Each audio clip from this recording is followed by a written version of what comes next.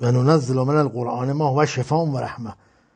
تو قرآن شفا و رحمته. آخه قرآنی که اکثریت آیاتش جهنمه، خط نشونه، بزن بکشه، حدوده، دست پا رو قطع کن، سنگ بزن، این ننزل من القرآن ما هو شفاء و رحمه داره؟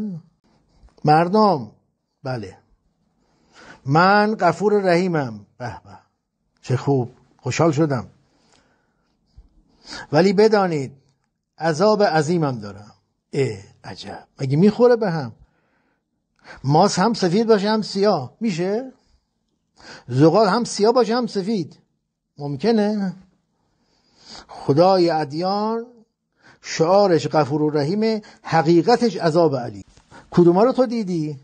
تو غفور و رحیم دیدی از الله یا عذاب علیم دیدی؟ عذاب علیم چیه؟ طلاق، اعتیاده، روی نیاز مادی، خرید و فروش مواده. این یارو رو میگیرن اعدام میکنن، خدا رو بعد اعدام کنن. خدا عمل به وظیفه خداییش نکرده.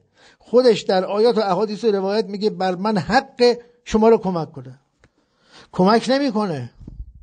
چرا؟ کمک میکنه. کمک به بدی ها میکنه. فالهمها فجورها. فجورها چیه؟ در روزی رو میبنده، بعد میاد بهت میگه که این مواد رو بعد این شهر بر اون شهر، میدونی چقدر بهت میدم؟ اینقدر بهت میدم. به به، تو این بی پولی چه پول زیادی، میبره وسط راه میگیرنش. حالا کی رو باید اعدام کرد؟